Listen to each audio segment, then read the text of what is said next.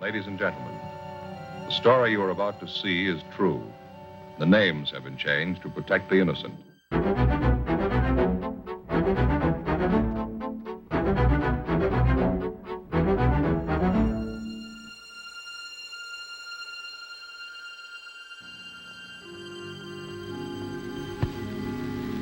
This is the city. The people like things big, and that's the way they build them. Super highways, big parks, supermarkets, and big buildings. Most of the people do big things. Few of them are pretty small. They're my business. I'm a cop. It was Tuesday, January 18th. It was raining in Los Angeles. We were working the night watch out of homicide detail. My partner's Frank Smith. My name's Friday. We'd found a 25-year-old unidentified man hiding in a freight car. In his arms, he held the body of a dead woman. The victim's identity was unknown. The suspect refused to tell us anything. We had to start at the beginning. I checked with the R&I division to see if we could find a record on the man.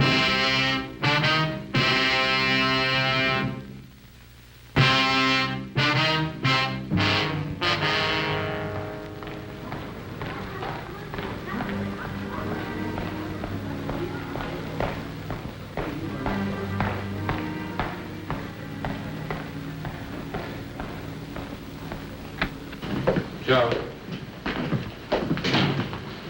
You cop out anything yet? Nothing. Been asking questions. Might as well have been talking to myself. Might be in a state of shock. No, I don't think so. Did you get anything on him from R&I? Nothing's clean. Where are you headed? More. Gonna pick up straw and roll the dead woman's prints. Okay. Hope you have better luck with him. See you later. Right.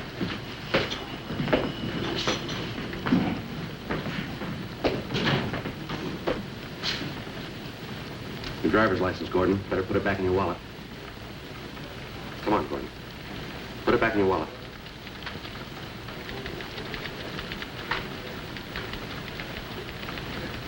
Now, look, son, I don't think you're helping yourself much by keeping quiet. There's a lot of explaining to be done here. Afraid you're the only one who can do it. Gordon? All right, son, it's just a matter of time. You're going to have to tell somebody sooner or later. Why won't you tell us now? What do you say?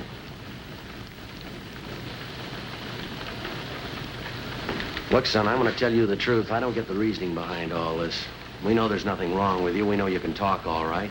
You talked to the officers in the radio car who brought you in. You know as well as I do you're going to have to explain what's happened. You're going to have to explain that dead body. Now, do you want to get it over with?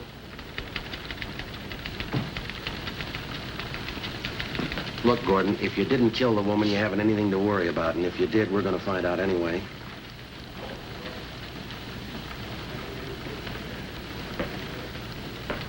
Who was the woman, Gordon? Will you tell me that much? What's her name? Did you know her very long? Gordon? What was she to you? You want to tell me that? Now, she's a fairly middle-aged woman in her early 50s, I'd say. Is that about right? Was she mother, Gordon? Older sister, maybe. Any relation at all? What's the matter, son? You feeling sick? No? How about a cigarette? Bother you if I smoke? I hope you haven't got the idea that we're trying to trick you into anything, Gordon, here. We've got a dead woman on our hands. We've got to find out why she's dead. Now, what do you say?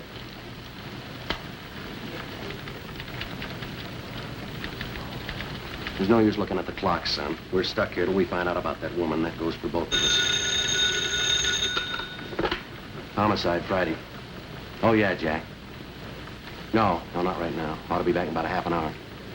Right. Yeah, I'll tell him to call you. Right, bye. Okay, here's all we know about it. One of our radio cars, 1A4, answered a call from the night watchman down in the freight yards. He told the officers he'd spotted a man wandering around down near the far end of the train yards near the west gate. Watchman only saw him at a distance, but he said he could make out the man had a woman with him. She must have been either sick or she had too much to drink because the man appeared to be dragging her along with him. Now, the two of them disappeared behind a line of boxcars on the siding. When the watchman went to look for the two people, he couldn't find them. He called the radio car, and when the officers got there, they started searching and finally found you hiding back in the corner of an empty boxcar. You were holding the dead woman in your arms. There wasn't anything the officers could see that might have caused the woman's death. There were no marks on the body, nothing visible anyway. And when they tried to question you, all you'd tell them was your name and that you didn't want to live. You didn't care what happened to you. Now, that's about the size of it, Gordon. Did I leave anything out? Gordon? Yeah, maybe there is something else. From what we could gather, the dead woman had been doing some drinking before she died. Matter of fact, looked like she was a pretty heavy drinker. Another thing, we know you and the woman got into the train yard down by the west gate. We know that you dragged her body across the freight yard to that boxcar they found you hiding in. The marks from her shoes lead from the sidewalk through the dirt directly to the door of that boxcar. We could see where you dragged her body from the door back to the corner of the car. Now, that's the whole story so far, Gordon. You want to fill in the rest? Who is the dead woman? All right. How about these items we found in your pocket, Gordon? This address book here. Is this the woman's name in here? This handkerchief with a lipstick on it. Were you out with another girl tonight? Were you, son? If you were, it might help us if you tell us who she is. You hear me, son? How about this lady's ring you had in your pocket? The name Elizabeth engraved on the inside. Does that tie in at all? Come on, Gordon. Who's it belong to? Homicide, Friday. Oh, yeah, Frank. You get an ident on her? Mm-hmm. H-O-F-F-M-A-N? Yeah. 2 N's, yeah, I got it. You're going right out there now, huh? Okay. Take her down with you, huh? Right? Yeah, let me hear from you. What? No, not yet. All right, yeah, bye. That was my partner, Gordon. The officer who was in here with you. They took the dead woman's fingerprints. They got her identified, son. Elizabeth Hoffman, age 52 years, music teacher. Last known address, 5473 6th Avenue. They're on their way out there now to check it out.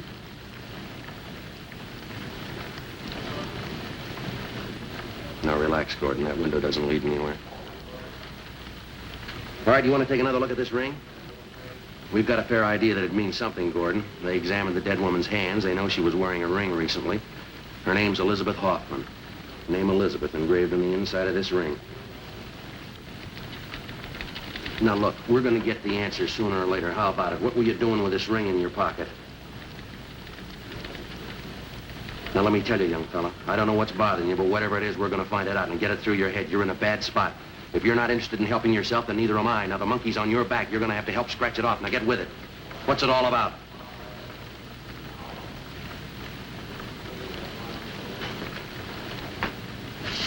All right, let's have your driver's license. Come on, get it out.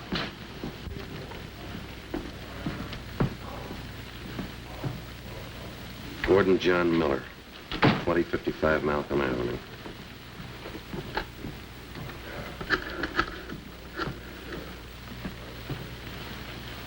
Hello, information. Do you have a phone listing for 2055 Malcolm Avenue? Yes, ma'am. Thank you. Mm-hmm. 32192. Mm-hmm. Yeah. Yes, ma'am. Thanks a lot. Put the phone down. You ready to tell us? No, I won't tell you. Any way you want it, Gordon. No, you can't go. You can't. I won't let you. All You right, can't. take it easy, will you? They don't know. They can't tell you. Give me the phone. You. Sit down. Sit down in that chair.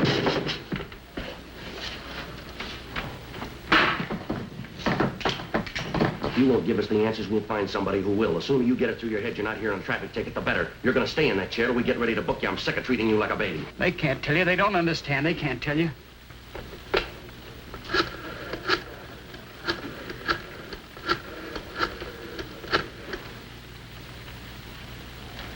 So is this the Miller residence? 2055 Malcolm Avenue?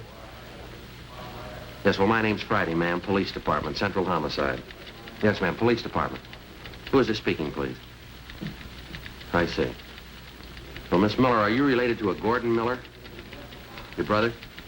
No. He's not hurt, ma'am. Nothing's wrong with him. Ma'am? Yes, he's here. We're holding him. I wonder if you'd be kind enough to come down here to the City Hall. Yes, ma'am. It's important. We'd like to talk to you. Now, as soon as possible. Yeah. Well, you can get in through the Main Street entrance. No, the Main Street, M-A-I-N. On the main floor, yes. Ask for Friday. Sergeant Friday, yes, ma'am. All right. Thank you. Goodbye. Your sister Lillian, she's on her way down, Gordon. It's not gonna help. She doesn't know. None of them know. Who's them? You mean your family? You shouldn't have called them. They don't know about it. They can't tell you. Why did you have to call? You know why, Gordon. We gave you plenty of chance to tell us yourself. The answers had to come from somewhere.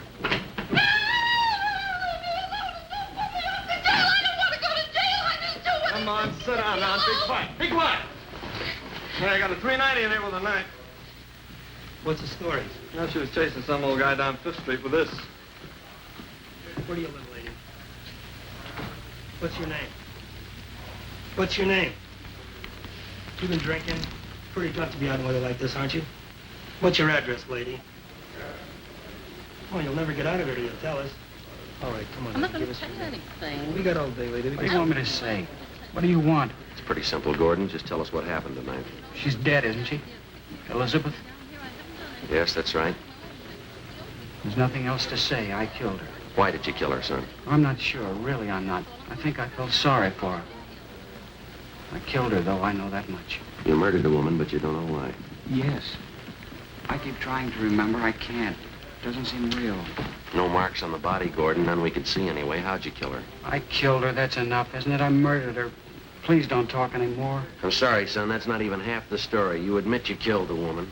You won't tell us why. You won't tell us how. They wouldn't let her alone. They kept hounding her. Oh, Elizabeth. Come on, son. Snap out of it. That's not going to help any. Come on. Yeah. How long have you known this Elizabeth Hoffman? How well do you know her, son? I've known her for 10 years. She was my music teacher. Piano. Brilliant woman. Elizabeth was a real artist. You've been taking piano lessons from her for 10 years? Yes, sir. I started with her when I was 15. I was 25 last month. I couldn't have had a more brilliant teacher. She was gifted. Elizabeth was a prodigy when she was 6 years old, gave concerts all over Europe. That's your profession now, Gordon? Concert pianist? Not exactly. I've had a few recitals. I wasn't ready. Elizabeth believed in me, though. Always used to say I had a great future. She drank quite a bit, didn't she, Gordon? Yeah, she drank. The reason for it, though. Reason for everything. It's that way with a lot of brilliant people. They drink once in a while. Oh, she drank more than that, son. She had a reason for it. Who are you to sit in judgment on her? Elizabeth was a brilliant artist, a great woman. Great. One of the finest musicians in the country. A great woman. She was a drunk, a bad drunk. Now, let's face it, son, you know it as well as we do. You're a liar. She wasn't a rotten liar. 6 drunk arrests in 14 months. That's what her card reads in the record bureau. Those are the only times we know of. How many can you add to it? She drank. She felt it was the only way out for her. There wasn't any other way. Now, you're talking in circles, Gordon. Now, get it straightened out, will you? You want to know why Elizabeth drank? Go and ask my family. They'll tell you. They'll tell you a lot of things if you want to believe it. What's the matter? Don't you get along well with them? I just want them to leave me alone, that's all. Just let me alone. She must have been a good friend. I knew you wouldn't understand. I was in love with Elizabeth. She was in love with me. We were going to get married. You're 25 years old, Gordon. Is that right? Yes. Elizabeth Hoffman was 52. That's what our records show. What about it? 27 years difference. It's a little unusual, wouldn't you say? What of it? Everything that's great is unusual. It's what makes it great. I loved her. Time didn't make any difference. A few years, what of it? I loved her more than any woman in the world. She meant everything. I didn't care if she drank. I didn't care if she was old. You don't stop being beautiful just because you grow old. Elizabeth was beautiful. The drinking didn't help her much. I don't care about that. I still said she loved me and I loved her. Believe me, please, I loved her. Yes, son, I believe you. Let me ask you this. Yes? All right, you say you respected her. She was talented. You were grateful to her. She was generous. She made sacrifices for you. Did everything for you she could. She loved you and you loved her and you were going to marry her. Yes. This fall, on the way to South America. Gonna be married, what we always wanted. Elizabeth. Would have been so happy. Happy. Then why did you kill her? Joe, Yeah, Frank. see you a minute. Yeah.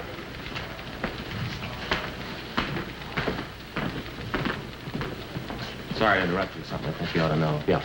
John and I checked the boarding house the Hoffman woman was staying at, checked her rooms, clean, everything in order. Mm-hmm.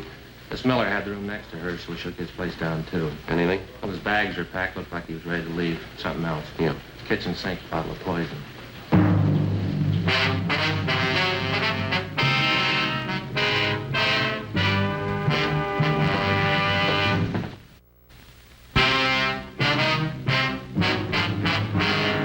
Tuesday, January 18th, 11:55 p.m. My partner, Frank Smith, and I continued questioning the murder suspect, 25-year-old Gordon Miller. While he freely admitted to the murder of his music teacher and fiancée, 52-year-old Elizabeth Hoffman, we still were unable to get him to give us a good reason for the murder. 12:20 a.m. The interrogation went on.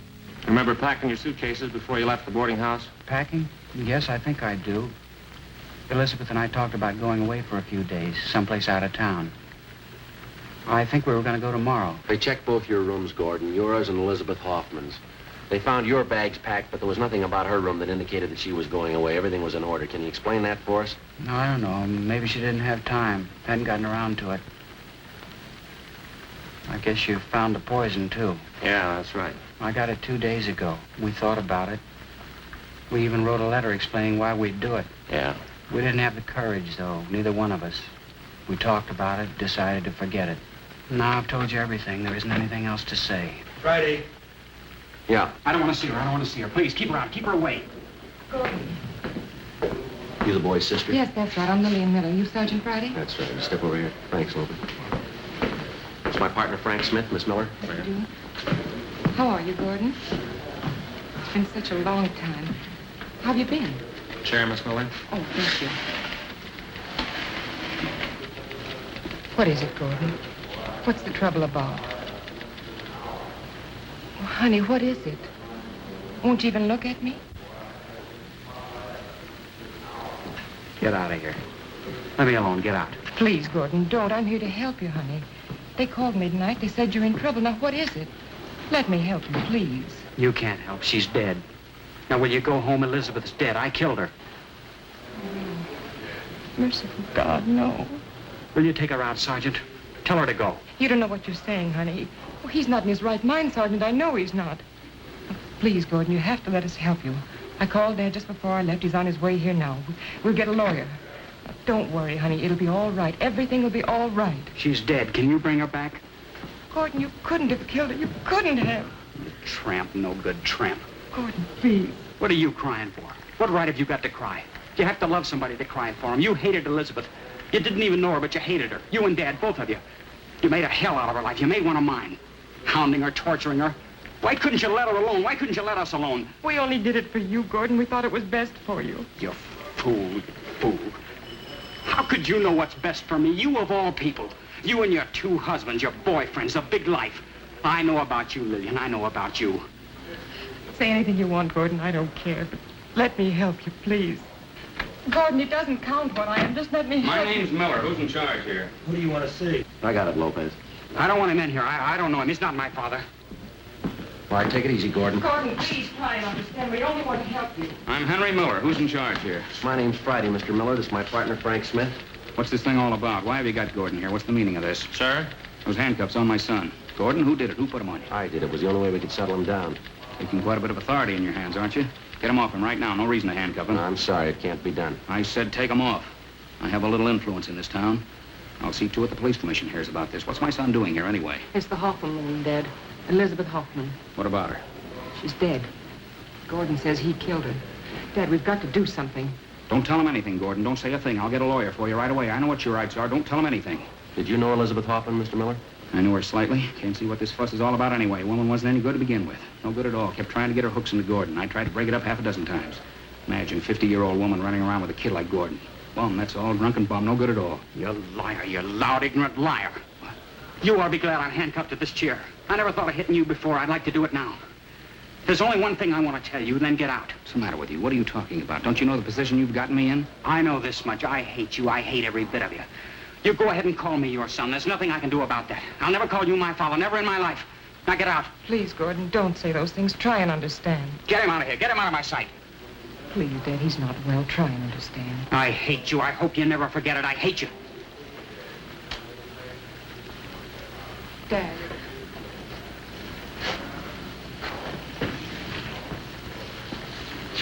I'll see you at home, Lily. It's the maid's night out. Lock the door before you go to bed. Please, Dad, we've got to help. Don't leave, Dad. Oh, dear God, dear God. Sergeant. Yeah. I'm tired. All right, Gordon, just a minute. Miss Miller, I wonder if we could step into the next office for a minute. There's something I'd like to ask you. Yes, all right. You'll let me see Gordon again? Yes, ma'am. This way.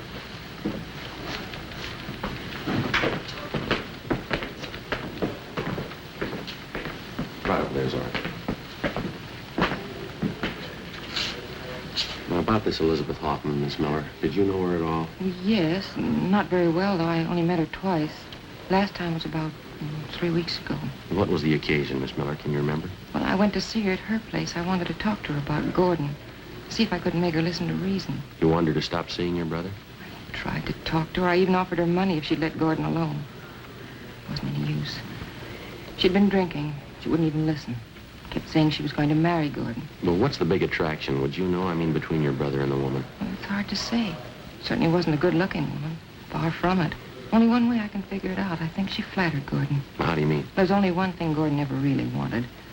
He wasn't too interested in women, things like that. All he wanted was to be a musician, a great pianist. It's all he ever wanted. Sad part about it is he'll never make it. And I think down deep he knows that. When he was a kid, Dad sent him to the finest teachers. After about 6 months, they all said the same thing. Yeah? He'd never make it. Oh, he could play well enough, but he certainly wasn't exceptional. He never improved. Just stayed the same. Then he started taking lessons from Elizabeth. She convinced him he had a great talent. Kept telling him she'd make a great pianist out of him. The last 3 years, she kept promising to take him on a tour. Europe, South America. Never happened. I think Gordon knew it could never happen. I see. Can you think of any reason at all why he'd want to kill her? Well, there isn't any reason. None at all. Gordon didn't kill her. He couldn't kill anyone. I'm sure of it. Well, I hope you're right, Miss Miller, for your brother's sake. Would you excuse me for a few minutes, please? Yes, all right. You wait here. I'll be right back. All right.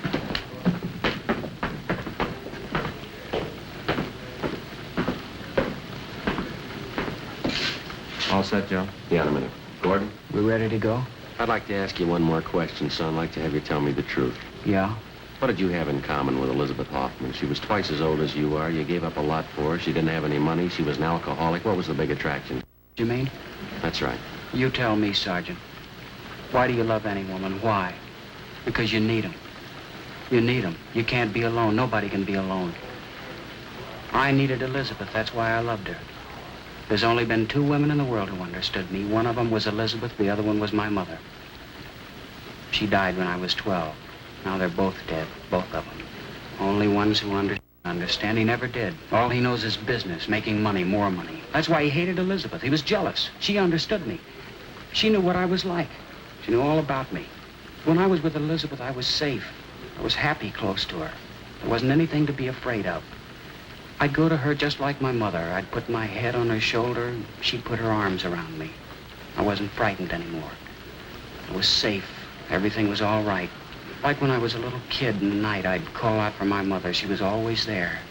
She'd put her arms around me, and everything was safe. I wasn't afraid. I needed her. It was the same way I needed Elizabeth. Do you understand now? Do you know why I loved her? Yeah, I think I do. Only one question left. Why did you kill her? I don't know. I really don't. Maybe I'll remember. Gordon, are you sure you killed her? She died in my arms. I must have killed her. Tomorrow, maybe. Maybe I'll remember tomorrow. Is Lillian still here, my sister? Yeah, she's waiting outside. Did you hear my father, what he said? Told her to be sure and lock the door? Yeah. Just like my father. They don't have to lock that door. It was locked 13 years ago. How do you mean? It was locked the day my mother died.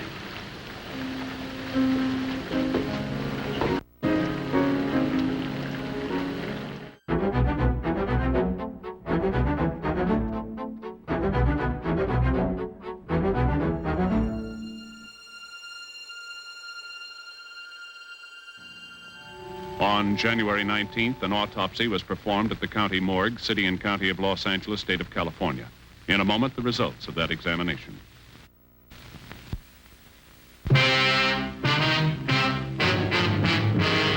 The results of the autopsy showed that Elizabeth Hoffman had suffered from a chronic heart condition aggravated by excessive drinking.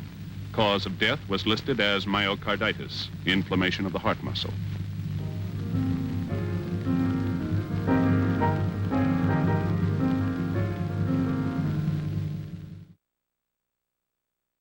Ladies and gentlemen, the story you are about to see is true. The names have been changed to protect the innocent.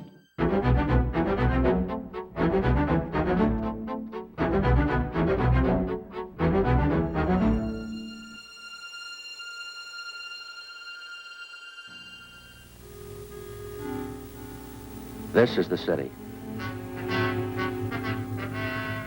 Over 2 million people. Almost 1 million of them work. Some of them work in factories. Some of them work in stores. Most of them work hard for a living. A few of them try to take things the easy way. That's why I have a job. I'm a cop. It was Monday, July 9th. We were working the day watch out of Robbery Division. My partner's Frank Smith. The boss is Captain Didion. My name's Friday. A man had been pulled from his car, been beaten and robbed. His car had been stolen. The criminal had made good his escape. We had to find him.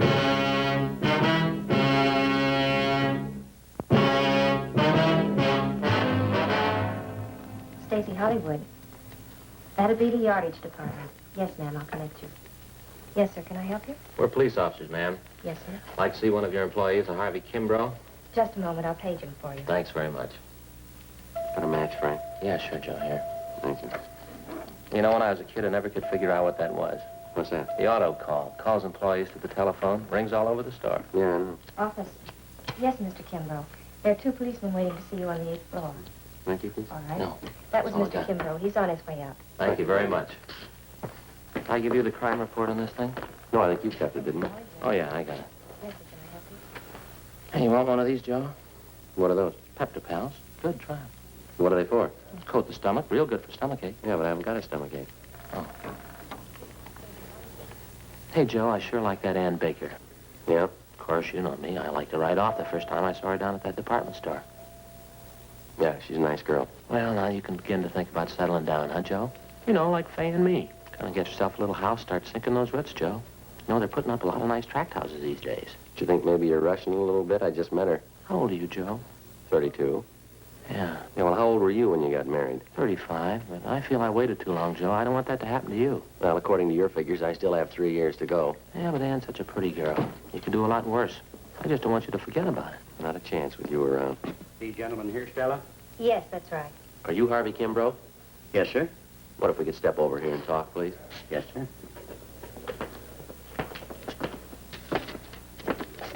I sure appreciate you people coming over here. I don't like to take time off from my work.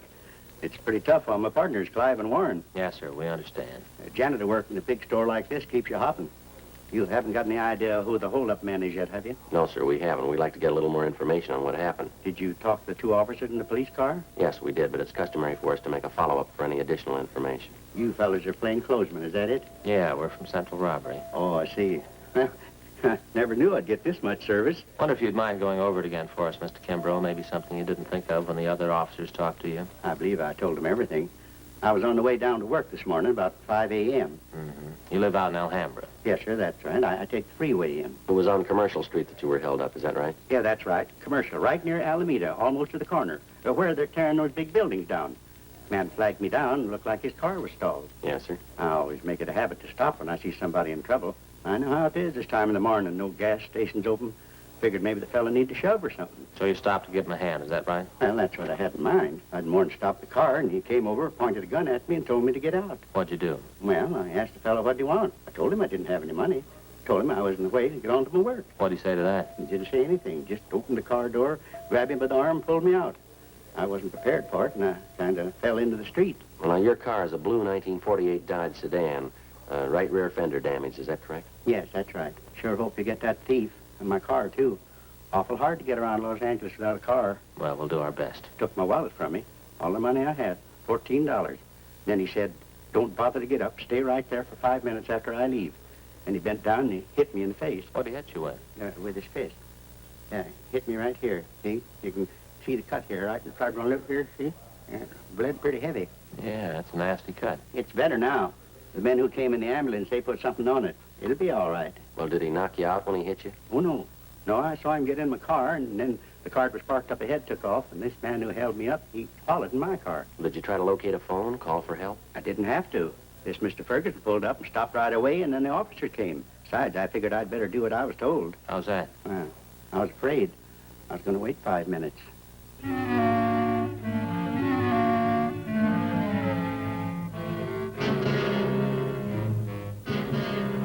Frank and I left the department store, picked up our car in the parking lot next door, and drove out to the San Fernando Valley, the 800 block on Satacoy Avenue. A card on the front door told us we could find Sidney Ferguson in the garage. Boy, look at the fish, Joe. Yeah.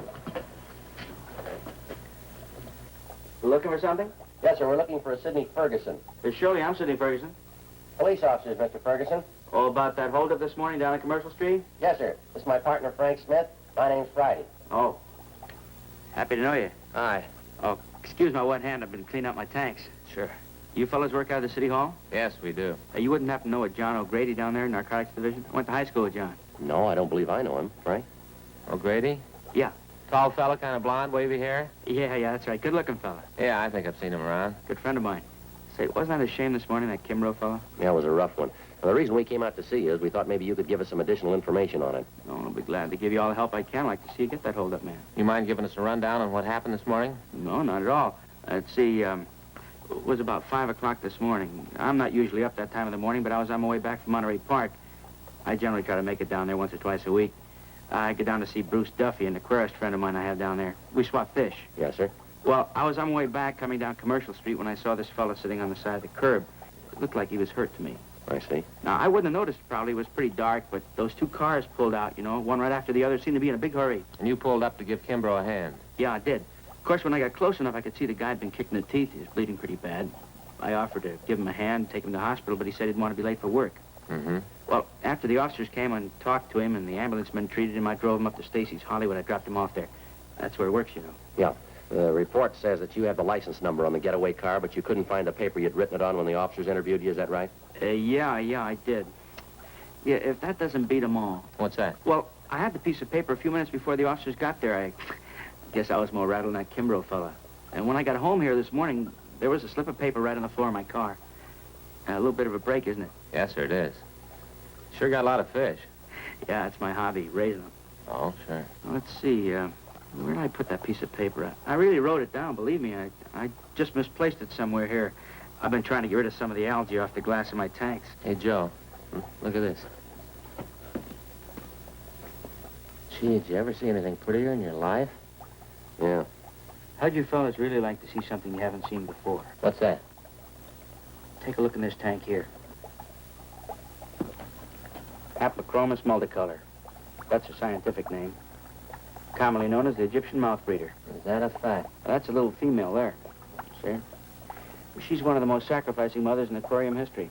One of the strangest, too. How's that? Well, she lays her eggs in a small depression in the sand down there at the bottom of the tank. Well, how many eggs would that be? Usually 80 to 90. Now, here's the strange part. As the eggs are fertilized, she scoops them up into her mouth. She eats them. Oh, no. They remain in her mouth while they hatch. How long does that take? Over 14 days. How does she eat? That's just it. She doesn't. She doesn't touch food in any form for this 2-week period. Seems to just waste away. Well, what happens then? Finally, the eggs hatch after 14 days, and a little fry comes swimming out of the mother's mouth. Yeah? And while the fry are growing up, first you can hardly see them, they're so tiny. While they're growing up, if anything frightens them, quick as a flash, back in the mother's mouth. Well, that's certainly amazing. Huh, Joe? Yeah. Is this as big as they ever get? Yes, sir. 1 inch to 1.5 inches. Hard to believe. Well, the betters are almost as strange. The male builds a bubble nest up here on the surface. Say, isn't that funny? Here's that paper. Huh? The one with the license number on it. What if I could see that, please? Oh, sure, here you are. Thank you. Pretty sure of this number, Mr. Ferguson? Yes, sir, I am. I got a good look at it. Well, thank you very much. Oh, not at all. Wish Yeah. you could spend a little time. Seem kind of interested in tropical fish. Well, yes, sir, I'd like to sometime. Well, bye. Bye. Bye. Oh, say, Officer Smith. Yeah? Just a minute.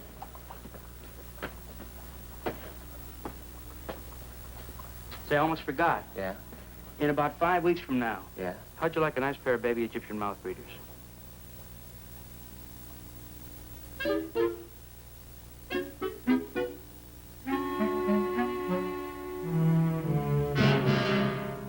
1:45 a.m. Frank and I got in the car and headed back toward town. I called communications and had them check the license number Ferguson gave us through DMV.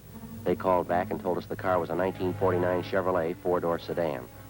The registered owner was a Jack B. Grant, 19112 Beacon Street in the southwest part of Los Angeles. It was a large, old-fashioned residence that had been converted into a rooming house. We checked with the landlady, a Mrs. Ida Fisher. How do you do, man? Police officers, do you happen to have a Jack Grant registered here? Yes, he's been with me here about 8 months, but he's not in now. What time did Grant leave this morning, Mrs. Fisher? Well, it was pretty early. Must have been around 4 a.m. when I heard him go out. Came back in again this morning about 8 o'clock, parked his car, then he drove off with some other man. Would you happen to know who the other man was? No, I wouldn't. I just saw him drive off. Where does Grant park his car, ma'am? Around the back in the garage. Mind if we take a look at it? No, that's all right. Just go on back there down the drive. Well, thank you very much. Now, there's 2 cars parked there. The black Ford belongs to Mr. Spencer. Yes, ma'am, thank you. And the 1949 Chevrolet, that's Mr. Grant's. Thank you. Thank you very much, ma'am.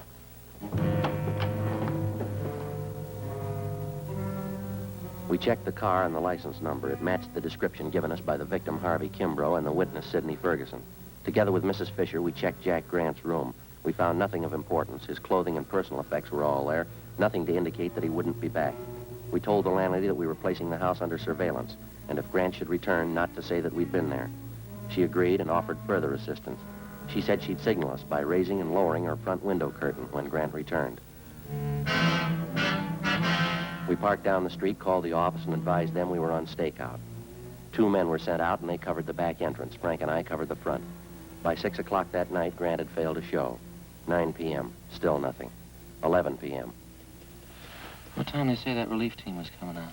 Around 11 sometime. Yeah, Chandler and Ricketts, huh? I don't know, I guess so. Oh, boy, I'm stiff. Feels like needles all over my body. It's been about 12 hours, hasn't it? Yeah, just about. Just like driving to San Francisco. You know, Fay makes me drive all the way. And when I get out at the other end, I'm stiff as a board. Yeah. There's a car pulling up down there. Oh, yeah. You see who it is? Yeah. Yeah, that's Ricketts.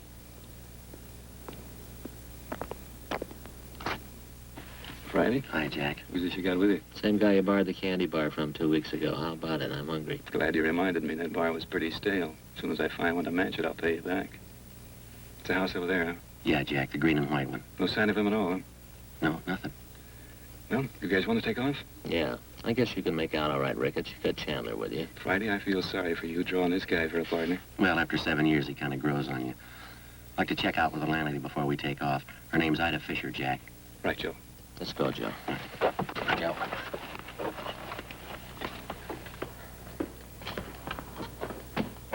See you later, Jack. Say hello to Chandler. Right, Frank. Good night. Good night. That Ricketts sure is a ripstaker. Yeah, come on.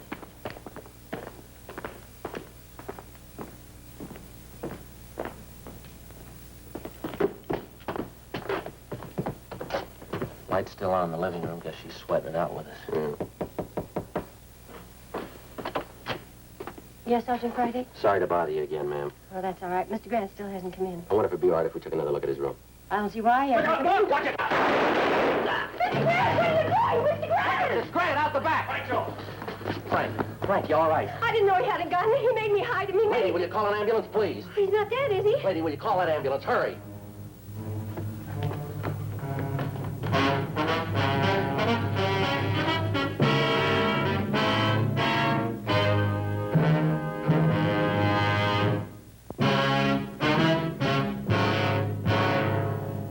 Monday, July 9th, 11:28 p.m. The ambulance arrived and Frank was taken to Georgia Street Receiving Hospital. His condition was critical. Despite the fact that the other men on stakeout at the house had closed in as quickly as possible, Jack Grant somehow had succeeded in jumping out a side window and making good his escape through a maze of neighboring backyards. The men at the scene began a search of the immediate area. I called in and communications got out a broadcast and an APB. A special detail of men and cruiser cars was rushed to the scene and a blockade was thrown up around the area.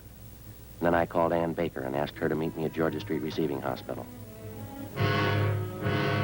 I stayed on and worked with Ricketts and Chandler. Under questioning, the landlady, Mrs. Fisher, broke down and admitted that Grant had given her $10 to keep his presence in the house a secret.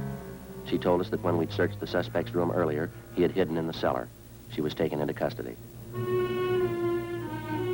1:30 a.m. I got a relief and I went downtown to Georgia Street Receiving Hospital, the P&F ward. When I got there, Ann Baker was waiting in the hall. How is he? I don't know. They won't let anyone in to see him. I brought him a carton of cigarettes. So did I. If anything happens to him, Ann, I don't know what I'm going to do. He'll be all right, Joe. I know he will. It was nice of you to come down and stand by. That's all right. It was the least I could do.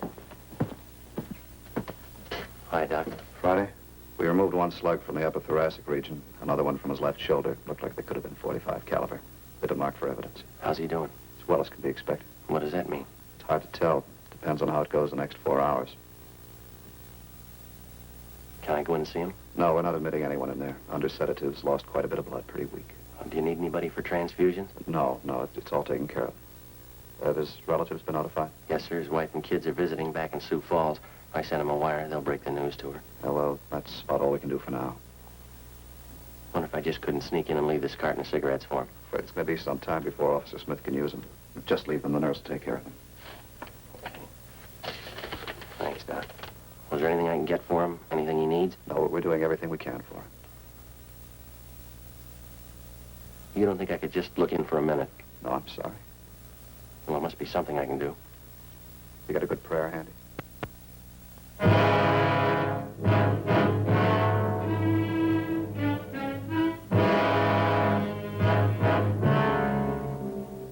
2 a.m. I left Georgia Street Receiving Hospital and drove back to the scene of the shooting. The search for the suspect, Jack Grant, was still going on.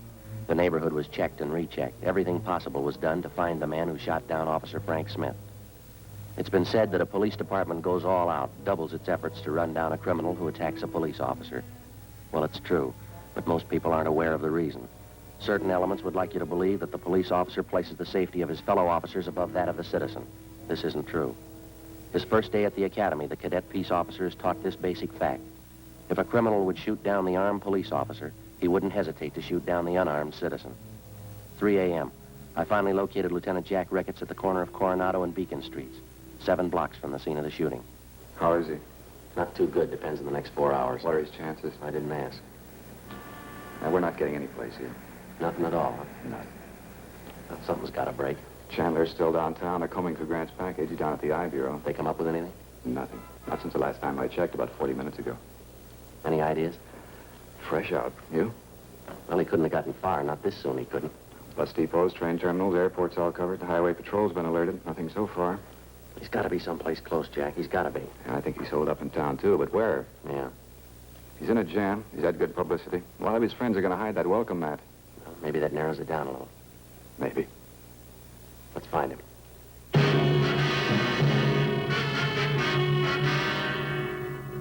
3:30 a.m. Jack Ricketts and I got back to the city hall. We went directly to the I Bureau.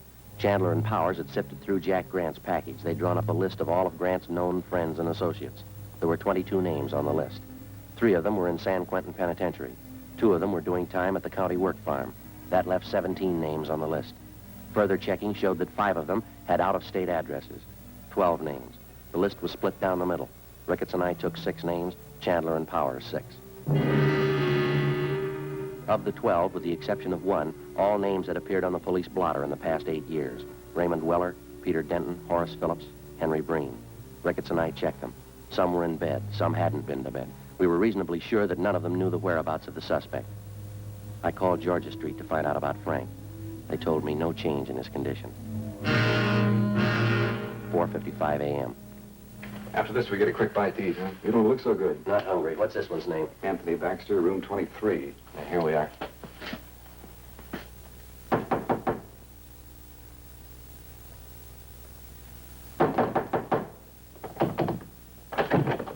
Yeah? Police officers. You Anthony Baxter? Yeah? Want to talk to you. Find out how to get a guy out of bed. You always sleep with your clothes on? Get back in the room. Well, what's going on? You know a Jack Grant? Why? You a friend of Jack Grant's? Why? Jack Grant a friend of yours? I'm not going to tell you anything till I know why. You want to talk here or downtown? I've got a right to know what it's about. Get your hat and coat. You just want to know if I know Jackie Grant, is that all? You want to get that hat and coat? I know Grant. Where is he? I don't want to get mixed up in anything. You're mixed up in it already. You know him. That's the trouble with you guys. Guy tries to walk the straight and narrow, and you guys come around and try to put him in a corner. Where's Grant? I've been in jail, and I did my time. You haven't got anything on me. Baxter, let's get this straight. We're not after you. We want Grant. We didn't come up here to push you around. We don't want you to push us around. Now, where is he? I'm going to tell you something. I don't like being talked to this way, and I'm not going to stand for it. I got certain rights, and I'm going to stand on them. Now, you listen to me. A friend of mine's lying in the hospital because of your pal, Jack Grant. He put 2 bullets in him. Now I'm tired and I'm out of patience. Where is he? Where is he? All right, Joe. It's all right. Yeah. It's the last time around, Baxter. Tell us where Grant is. Come on, quick. Hotel Felberg, room 605. All right, let's go downtown. What for? I haven't done anything. I've already told you everything I know. That's right. We don't want you to tell anybody else.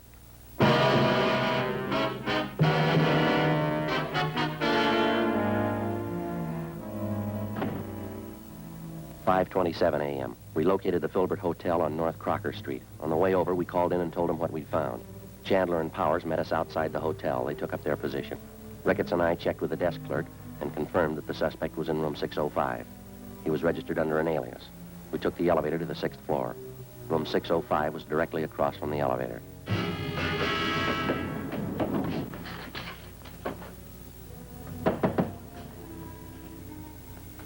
Yeah, what is it? Police officer. Get your hand out. I wouldn't want to shoot you. Hands behind your head. Back. Turn around.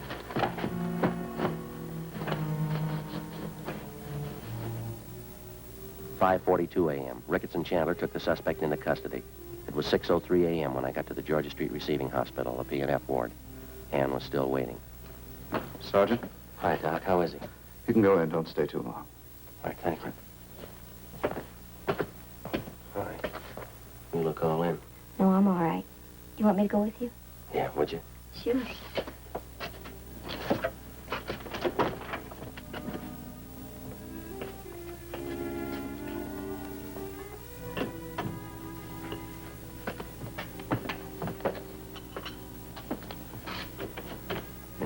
Yes, that's right.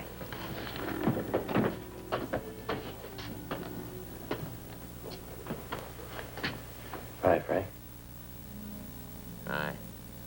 You look tired. How you feeling? I'll do. How'd it go? We got Grant. You look tired. You been working straight through on it? Yeah. Anything I can get you? No. I just gotta take it easy a few days. You know, rest up. Get well. Yeah. I'll be well in a few days. Sure you will. Just a little rest. Hey, Joe, have you given any more thought to what I was talking to you about yesterday? What? You know, about you and Ann. You don't need any rest. Huh? You're well.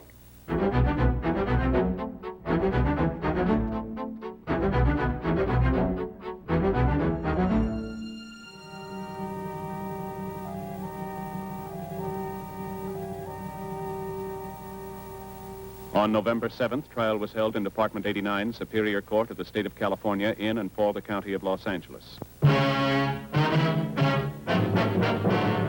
The suspect was tried and convicted on 1 count of assault to commit murder. He and his accomplice were convicted on 4 counts of first-degree robbery.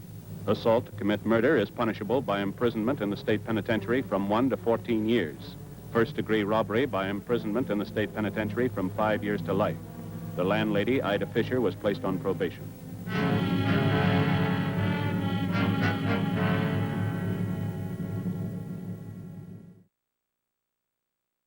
Ladies and gentlemen, the story you are about to see is true.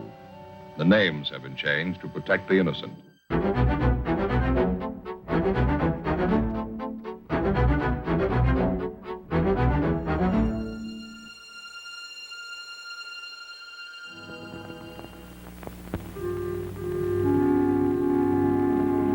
This is the city. Los Angeles, California. I work here. I'm a cop.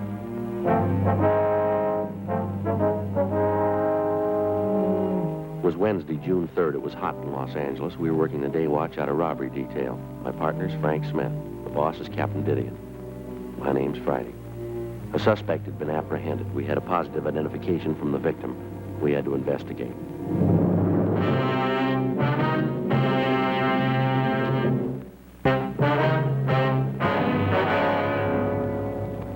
Hi, Joe. Joe. Hi. Hi. Glad you're in early. That stuff is floating all over the squad room. Yeah. Thought for a minute it was Ann's handwriting, but it isn't. Somebody you know? Yeah. You're early. Yeah. I want to go over to Georgia Street and see the doc. What's the matter? I don't know. I couldn't sleep last night. Started getting headaches, ringing in my ears. I don't know what it is. Stay right there. What? Got it in my locker. Fix you right up. What are you talking about? The headaches get worse when you move around, huh? What? When you move around, your head feels worse? Yeah. Feels like it's going to blow up? Yeah. Uh-huh. Glad you came to me, Joe. I know what it is. Got the stuff right here.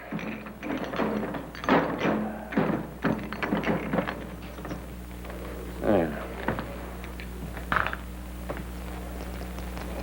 There we are. Take 2 of those. Fix you right up. What is it? Salt. Salt. Salt, that's your trouble. You don't get enough salt. Same thing happened to me last summer. Ever since then, I keep a bottle of salt tablets right in my locker. Always ready. Take 2. Fix you right up. All right, you got a penny? What for, a cup? Yeah. That's something else, Joe. We're not going to drink that water anymore. No? Nope. Bought a whole case of this just for us. You can drink it right out of the bottle. Well, what is it? Poland water. Right from the spring. Real water. You can read right here on the bottle. Poland Spring, Maine. Fix you right up. Well, maybe I ought to wait until I see the doctor, huh? Joe, believe me, I know it's wrong. Happened to me, same thing. Salt. That's what you need. Your body's screaming for salt. There you are. Poland water and the pills. Go ahead. Well, now, look, Frank, I really appreciate it. Really, I do. But I think I ought to see the doctor, huh? Joe, don't you trust me? Well, yeah.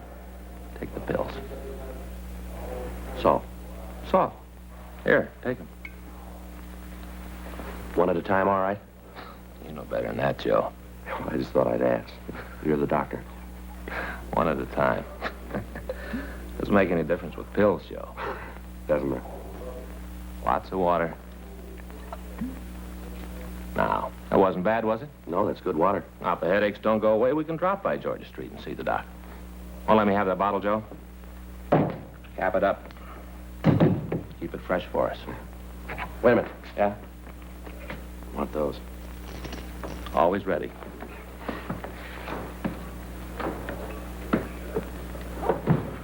Anything doing? Yeah, I got an arrest report. Got to check the guy out. What do you got on him? Held up a grocery store at 7th and Francis. When did they pick him up? Last night. Victim saw him on the street, called a radio car. They took him into custody and booked him. Well, we might as well go talk to him, huh? See what he's got to say. Now, look, after we get through, we can drop by the hospital if you still got the headaches. This shouldn't take too long. Yeah? Sure, guy's already confessed.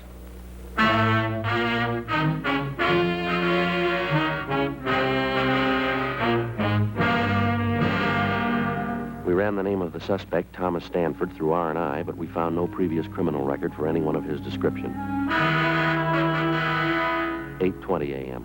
We drove over to the main jail. We went up to the 2nd floor and signed in. Stanford was brought from his cell, and Frank and I took him to one of the interview rooms. We gave him a cigarette, and he started to talk. Yeah, I did the robbery a week ago yesterday. Mm-hmm. A few things we'd like to check here on the arrest report. Sure. Well, I get this over with. Told you how I did it. Nothing special. Mm-hmm. Just held up the store. Your full name is Thomas Arthur Stanford, is that right? Yeah, Thomas Arthur. My friends call me Tom. Yeah. Your home address is 1824 1/4 South Mariposa Avenue? Yeah, I live with my father. 1824 and 4th South Mariposa Avenue, LA 7. What's your father's name? Arthur. Same as my middle name. I was named after him. You employed? Not regular. What do you mean? Well, I don't have a regular job like in a factory or in a store. You see, I'm a gardener, and I work for different people. Can you give us a list of the people you work for? Sure, if you gotta have them. Just routine. Oh, yeah. I'll give them to you. You want to tell us how you committed the robbery? Yeah, I'll tell you. There isn't much to tell, though. Pretty simple. I went in and held the place up. Took the money. That's about all there is to it. Were you armed when you went into that grocery store? Yeah, I had a gun. What kind of a gun? .32 automatic. Had 8 bullets in it. Where's the gun now? Threw it away. Where? One of the ponds up in Ferndale. You mean Griffith Park, huh? Yeah, just a little up the canyon there. You want to show us where it is? Sure. All right. Now start right at the beginning. Tell us all about the robbery, exactly what you did. Why do you have to know all that? I told you I did it. We got to have it for the record. It's just routine. You guys do a lot of things just routine, don't you? Yeah, that's right. Quite a bit. Was there anybody in the store when you went in? Just the woman that owned the place. I guess she owned it. The way she carried on, you thought it was her own money I was taking. Yeah. I took out the gun and told her it was a stick-up. Said for her not to cause any trouble. What'd she say to that? That's when she got all hacked at me, started to yell. What'd you do? I guess she figured I meant what I said when I told her to shut up. Anyway, she quieted down. Then I told her to get into the back room. They got this little back room where they keep the empty Coke and beer bottles. I told her to get in there. Did she? Yeah, she went in the room, and I locked the door from the outside. Then I went to the cash register, pushed down the no-sale button, and took the money. After that, I left the store. You didn't have the money on you when they picked you up last night. Where is it? It's gone. I spent it. Spent it all? Every last nickel of it. Had myself a ball. You remember where you spent it? Around different places. Bought myself some clothes, spent some of it in clubs. The rest of it just went, every last penny. You drive a car, Stanford? Yeah, it isn't mine, though. It belongs to my father. Big Chrysler sedan. You drive that when you held up the grocery store, did you? Yeah, had it parked down the street on 7th. You remember the time you went in the store? Just after 12 noon. What were you doing in the neighborhood last night? You mean when they picked me up? That's right. Just looking around. Ever been arrested before? No, never been mixed up with the cops. You ever been to the hospital, mental institution? Why do you ask a question like that for? Routine. Oh. Well, I was in the hospital when I was a kid. I had my tonsils taken out. Don't remember it too well, though. Long time ago. How old are you, Stanford? 25. All these questions you're asking me. I told the cops that picked me up the same things. Why do you gotta ask them again? Can't you just send me to the penitentiary and get it over with? Gotta double-check your story, Stanford. I suppose so. Just seems to me you're going to a lot of trouble you don't have to. I told you I did it. I'm not giving you any trouble. I confessed. Yeah. My father know about this yet? Yeah, he was called. Sure gonna be sore about it. Is that right? You don't know I used his car.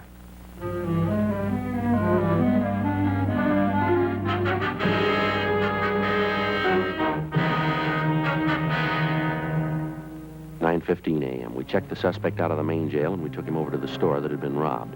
While Frank waited in the car, I went in and talked to the victim, a Mrs. Alice Kenwood.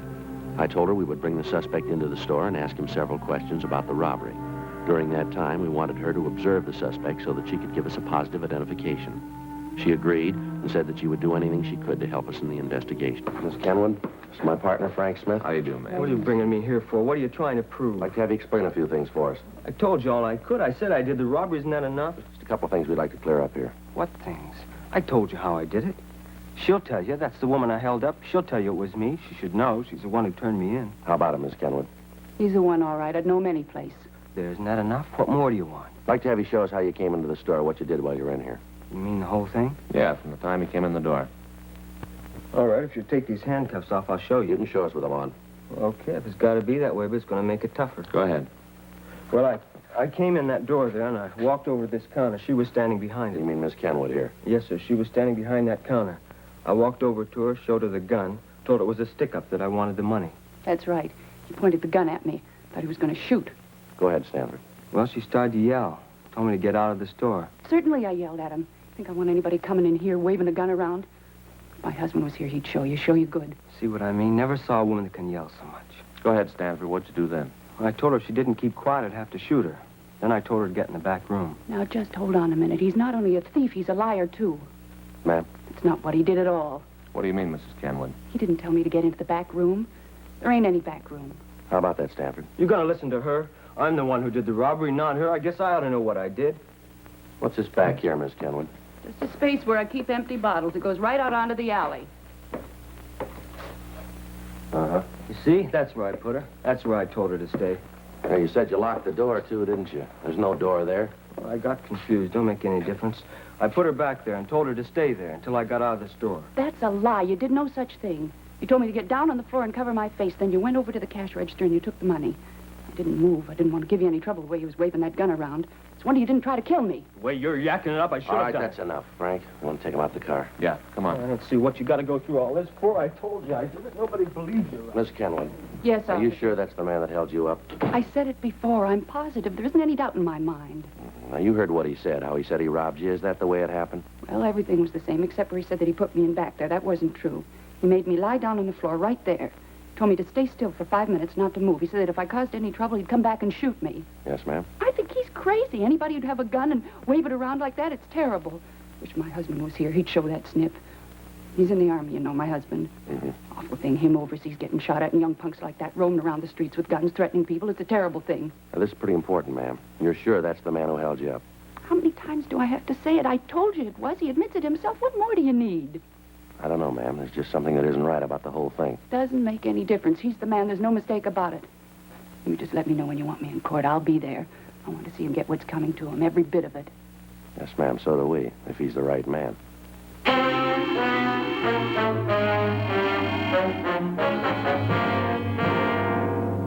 12:22 p.m. We drove the suspect back to the city hall for further questioning. Frank took him to the interrogation room, and I checked into the squad room. Pardon me. Yes, sir? Are you Sergeant Friday? Yes, sir. Something I can do for you? I'm Arthur Stanford, Tom's father. Oh, yes, sir. I understand my son's here, that right? Yes, sir, he's here. I wonder if I could see him. Talk to him. Yes, sir, he's right down the hall here.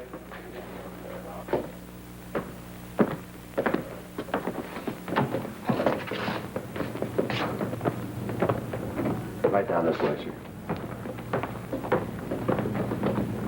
In here. I wonder if I could have a cigarette. Yes, sir, sure.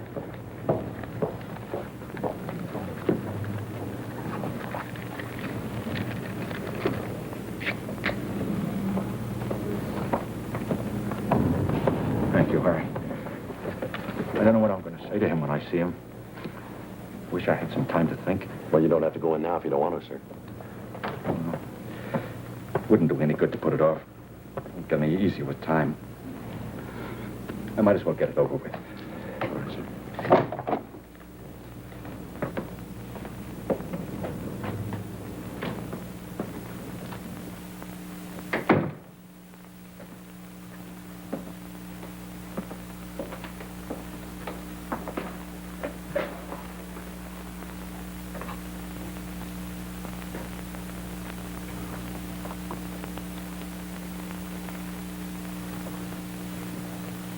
Hi, Pop.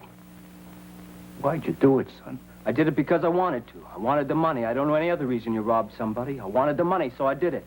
You could have come to me. I'd have tried to get the money for you. You know I'd have tried. Where'd you get it? Where'd you get that kind of money? All your life, you've been grubbing for pennies. I don't want small money. I want to be rich, and I will be. All right, take it easy, Stanford. It's all right, Mr. Friday. I understand. You've been saying you understand all my life. I'm getting sick of it. As long as I can remember, you've been telling me to get out and do something on my own. Well, I finally did it, and now you aren't happy with it. You expect me to throw my hat up in the air because you're a thief? Ah, knock it off. I'm tired of you giving me lectures all the time. Talk never stop. All right, that's enough of that, Stanford. You keep out of this, cop. This is a family matter. Don't concern you. Between my father and me. Tell me why. That's all I want. Why? Tell me so I can face the neighbors. So I can tell them you had a reason. Tell them your son's a bum. They know that already. But that's not a reason to steal. It's good enough for me. They're not going to listen to you anyway. They've already made up their minds about me. They did that a long time ago. All right. Come on, Stanford. Let's go. Back to jail? That's right. Sure. Nothing else left to do here. You don't understand, never did. Let's go. One thing I'd like to ask first. What's that? Gonna be in jail a long time. I have to live while you're gone. That's your worry. It always has been. I want to know what you did with those gardening tools. I'll have to have them to get along. I don't know. I left them someplace. You remember where? I need those tools. Well, I'm not sure.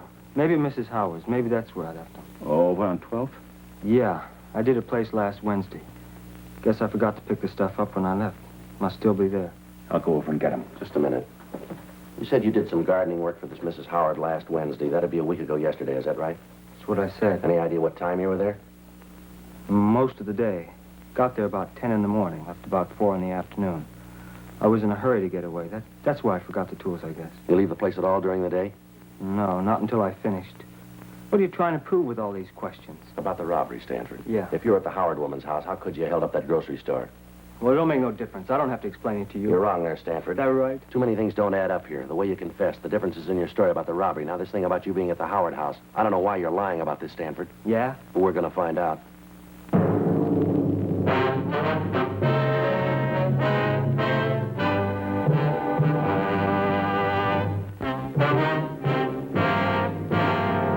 We continued to talk to the suspect, Thomas Stanford, for another hour. He refused to say anything about the conflicting aspects of his story.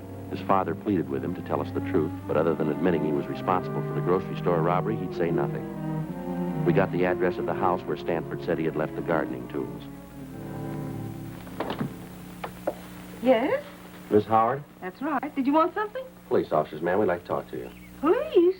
What do you want to see me for? About a man who did some work for you, Thomas Stanford. Oh, yes. Come in, won't you? Thank you. Thank you, ma'am. This is my partner, Frank Smith, Miss Howard. My name's Friday. How do you do, ma'am? Just sit down there. I'm having a late lunch. Can I get you anything? No, thank you, ma'am. You sure you wouldn't like a glass of iced tea? Something like that? No, ma'am. Thanks very much. Do you mind if I go on with my lunch while we talk? I've been eating later since this daylight saving time came in. I just can't get it straight yet. I never could get it straight in time my dude's over. Yes, ma'am. Now, about this man, Stanford. Oh, Tom. Oh, yes, he's a good gardener. Oh, he does such a good job on the place. You should walk around the grounds. Oh, he does a beautiful job. Yes, ma'am. Could you tell us when he was here last? Well, I'll have to think about that. Now, let's see. It was a week ago yesterday. That's right. Last Wednesday. He comes once a week. He should have been here yesterday. I phoned his house when he didn't show up, but there was no answer. Probably forgot. He's very forgetful, you know. That right? Oh, yes. Take the last time he was here. He forgot all of his tools. He walked right off. He left them on the lawn. Had to take them all back to the garage. Right, left them right out in front of the place. I don't know that I should say it, though. What's that, Miss Howard? Well, frankly, I've never felt that Tom was real bright. He seemed a little backward.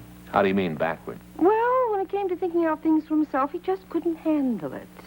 If you told him to do something, he'd do it. And he'd never vary from the way you told him to do it. Yes, ma'am. But ask him to figure something out, and he was just dead. Seemed like the motor was going, but he couldn't get the clutch out. Do you remember what time he was here on Wednesday? Well, now, let me see.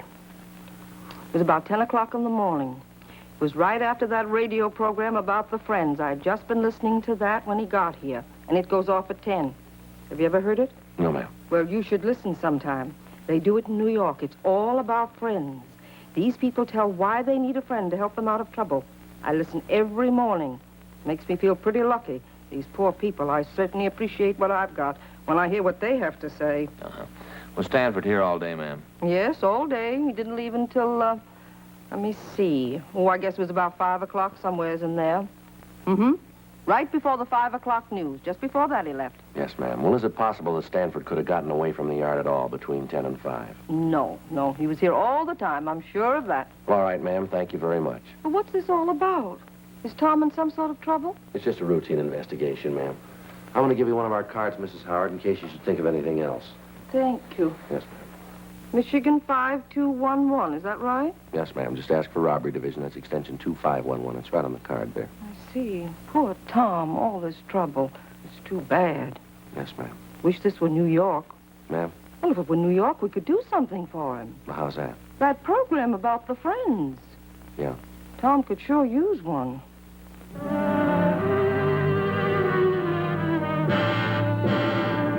We left Mrs. Howard's home and talked to some of the people in the neighborhood. They told us that the Howards were respected people in the community, and some of them verified the fact that Stanford had worked for her almost 2 years. The woman who lived directly across the street from the Howard house said that she'd talked with Stanford on the afternoon of the robbery. She said that she'd asked the suspect about the seeds that he'd used to raise the carnations that were planted along the front of the house. She went on to say that she'd been working in the front yard of her own house all afternoon and that she'd seen the suspect throughout that time. We drove back to the grocery store and talked with the victim, Mrs. Kenwood. Under questioning, she admitted that she could have made a mistake about the identification, but she said that if she was wrong, the thief could act as a double for Tom Stanford. 10:30 p.m. We drove back to the main jail to talk to the suspect. We took him to the interview room. He was sullen and refused to answer our questions. Stanford? Yeah? I'd like to have you tell us the truth this time. I told you. It isn't my fault if you don't believe me. It isn't my fault. Now, look, Stanford, we talked with Mrs. Howard. She told us that you were working for her all day a week ago Wednesday. So? What's that prove? You admit that's true, then, huh? Sure, it's true. I was working for her. Well, then how could you have gotten to the grocery store and held it up? Stanford? I did it. I haven't got anything more to say. I did the robbery. You read much, Stanford? Yeah, sometimes. What kind of books do you like? Detective stories. Cops and robbers. You played cops and robbers when you were a kid? Sure. Who were you? The robber. Did you pick up tonight's papers? Yeah, I got it. Anything in them about me? I didn't see anything. Must have been something. Some story about me with my name. No, if it was, I didn't see it. Well, maybe it didn't look good. Maybe. There's got to be something. A picture or something? No. Well, let me look. Where'd you leave the papers, Frank? Left them out the desk. Well, get them, will you? Let me look. Sure. Pretty important to you that you're in the papers, isn't it? I just want to see him, that's all. Well, my partner will bring him back. He must have made a mistake. There's something about me. Gotta be. Isn't every day there's a robbery like this? Papers write it up big, wouldn't they? I don't know. Sure they would. There was a story when the place was robbed. Told all about how it was done. Just a little story. But now you've got me, seems like they should have a picture. Here it is. Let's see. Nothing on the first page. The robbery happened a week ago. It's old news. Yeah, but you guys just caught me last night. Isn't there?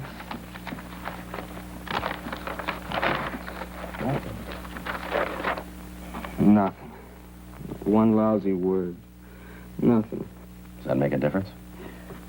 Sure it does. If there isn't anything in the papers, how are people going to know I did it?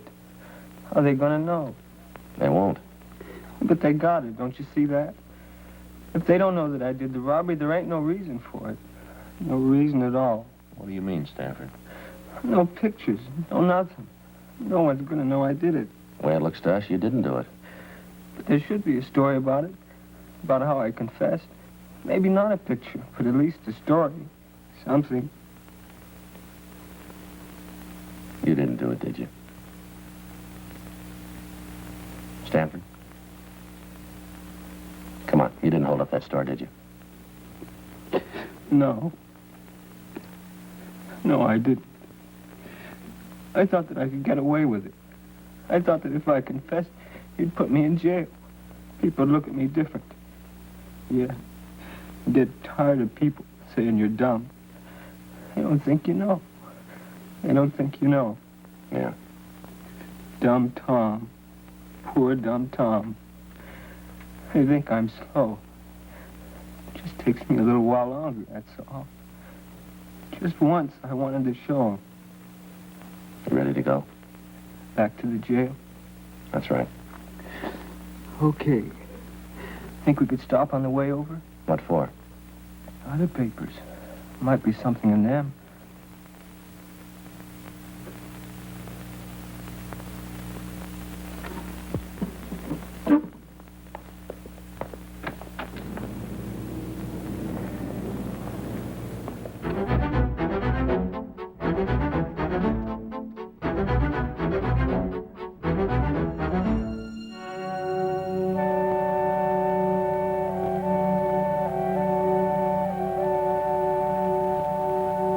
On June 4th, a meeting was held in the district attorney's office, city and county of Los Angeles, state of California. In a moment, the results of that meeting.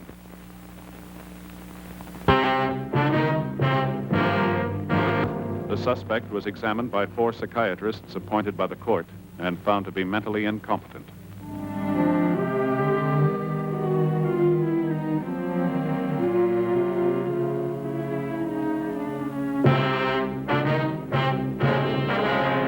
Months later, James R. Rogers was apprehended while attempting to hold up a liquor store at the corner of 3rd and Temple Streets. While being interrogated, he confessed to committing the robbery of which Stanford had been accused.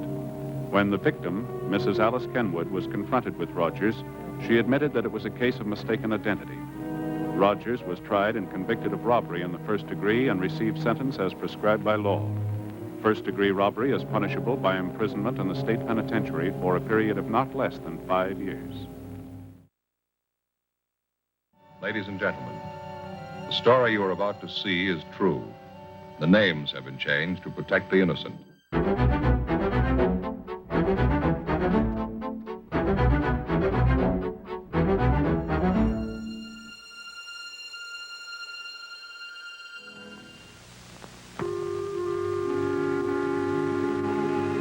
This is the city.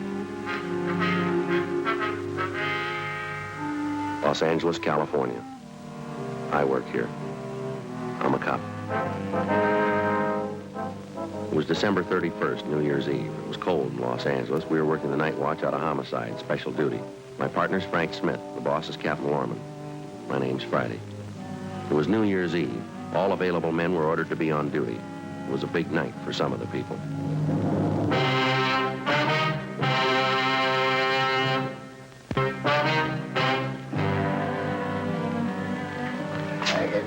toot, toot, like a tooter of a toot, going on a toot.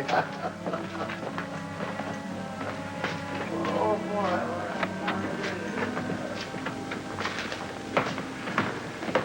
Joe, how's it going? Oh, hi, Jack. Pretty busy. How's it outside? Cold. Not enough to keep people at home, though. Rough night, huh? Looks like a wild one. Been keeping the complaint board busy. Seems bigger than last New Year's. You're on with Frank and me tonight, is that right? Mm-hmm. Thought I was going to have it off. Wife had a little house party planned and everything. That's too bad. Maybe next time, huh? That's what I said last New Year's. Where's Frank? Just passed him down the hall a minute ago. Said he'd be right back. Yeah. Anything in the book? Oh, I almost forgot. Lloyd Hopper called. He's having a little party out at his house. He wants us to drop around when we get off. Said he'd call us back. Hi, I just tagged by communications. Switchboard's lit up like a Christmas tree. They're sure doing a lot of business. Yeah, Joe was telling me. Just like last year, they're sure starting off strong. Yeah, 415s, 4127s. Calls coming in by the dozen. You know, I'd like to see it just once. People celebrating New Year's without tearing up half the town. I'll get it. Homicide, McCready. Oh, yeah, Lloyd. Uh-huh. Joe just mentioned it. Well, we'll try and make it. We know how things are tonight. Yeah, okay. Thank you. Lloyd Hopper on his way home. Says he sure hopes we can make it if we get off early. Not much chance of that. Yeah. I guess you can't tell. We might get a break. I don't know. Crowds are starting in pretty early. Good chance they'll break and go home right after midnight. That should get us off early. Yeah. That was the idea last year, wasn't it, Frank? Yeah. What time did you get off? 6 a.m. It's just like I told you. He threw the bottle right at me. He threw it right at my face. I thought he was going to hit me over the head.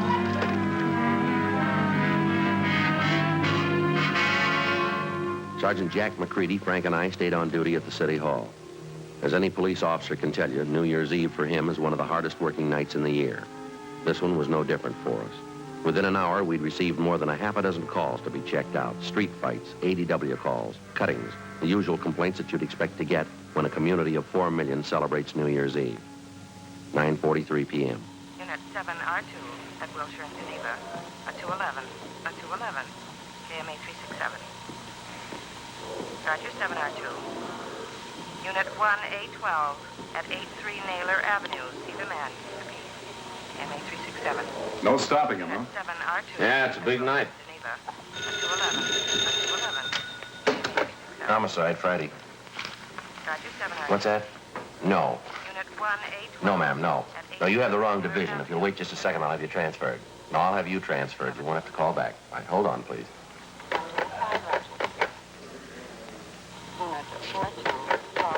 Hello. Would you give this call to 2511, please? Yes, that's right. Robbery. Thank you. Attention, all units. All units in the vicinity at East Main and Darwin. An officer needs help. Code 2. Sounds like somebody's got trouble, huh? Yeah. All units in the vicinity at East Main and Darwin. An officer needs help. Code 2. KMA 367. I feel for those guys. We were on that detail last year, you know. Yeah. Well, at least it's still code 2. You got a cigarette? Yeah. I'm sorry. Joe? Yeah. Got a cigarette? Yeah. Here you go.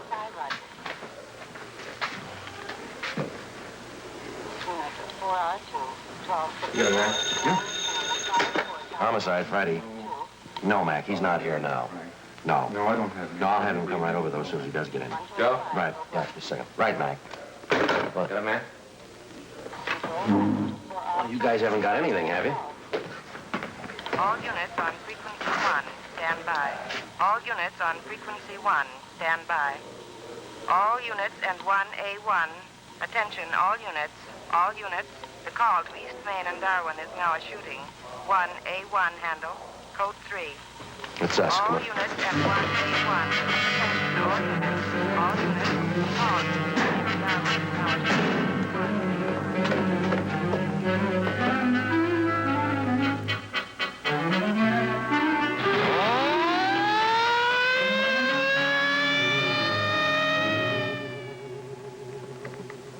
Let us through, please. Can we get through here? Please? Let us through, please. Side. Frank. No. It's Lloyd Hopper. Man, he's dead. His full name was Lloyd Nicholas Hopper. Badge number 7501. He was one of the veteran officers in Central Homicide. He'd been shot twice at the base of his skull. There were 4 more bullet wounds in his back. Frank got to a phone, called Homicide, and told them what had happened. Additional cruiser cars and more from Metro Reserves were immediately dispatched to the scene of the killing. They circled the area for a dozen blocks around and started a door-to-door search for the killer. Suspicious-looking pedestrians were stopped at every street corner in the area. 10:30 p.m. The ambulance arrived and Lloyd Hopper's body was removed to the county morgue. Along with Sergeants Lopez and Mitchell from Homicide, Jack McCready, Frank, and I continued checking in the immediate vicinity of the killing. We found no one who'd admit they actually saw the shooting. Half a dozen people in the crowd told us that they'd heard shots and saw Hopper fall to the pavement. They'd also seen a man standing behind Hopper turn and run down the street right after the shooting. No one had followed him. The man was described as medium build, wearing a dark suit and a dark hat. That's all they could tell us. With a possible description of the suspect, more men and cars were brought into the search for Hopper's assailant. 11:25 p.m. Frank and I met Jack McCready back at the office. Hi, Jack. You got anything? Checked out every store in the neighborhood that was open, not much. How about you? Pretty thin. Lopez and Mitchell turned up a newsboy. He told him he saw a guy in a dark suit running down the street. Yeah. Thought he saw the guy come out of that bar out there. We heard that too, Jack. We talked to the bartender. He doesn't recall the man. Oh, almost forgot. Mrs. Hopper's been calling in. Wants to know where her husband is. Oh, yeah. I asked personnel to hold off notifying her. Thought maybe you fellas would want to tell her. You knew Hopper pretty well, didn't you? Yeah, long time. Family man? 3 kids. Oh. If you fellas don't want to tell her, I'll call personnel back. They can do it. It's all right. We'll tell her.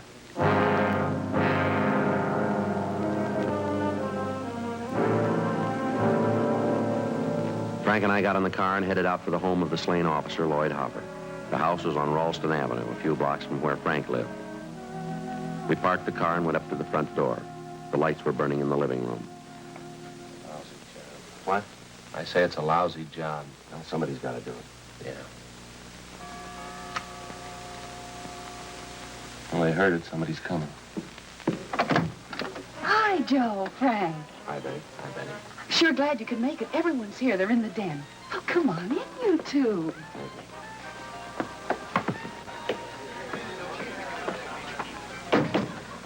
I'm still waiting for that wandering husband of mine. If he's not here by midnight, he's going to be in the doghouse for sure. Here, can I take your hats? No, thanks, Betty. We'd like to talk to you. Well, what's the matter? Can't you stay long? Not too long, no. Oh, that's too bad. Here, can I get you something? No, thanks. Nothing. Have either one of you seen Lloyd? That's what we wanted to talk to you about, Betty. What? Would you like to sit down? What is it, Joe? Tell me. Well, he had an accident. Where is he? I want to see him. How bad an accident? Pretty bad. I want to go see him, Joe. He's hurt. I want to see him. Couldn't be that bad. Could it?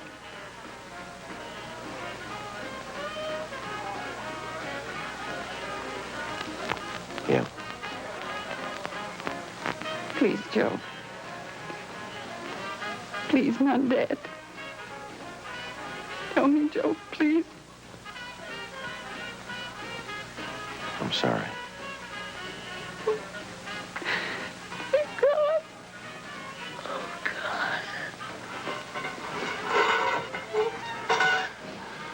Better call a family doctor. Won't do any good. We'll never get through. Why? Phone lines are probably jammed. It's midnight. Oh, yeah. Happy New Year.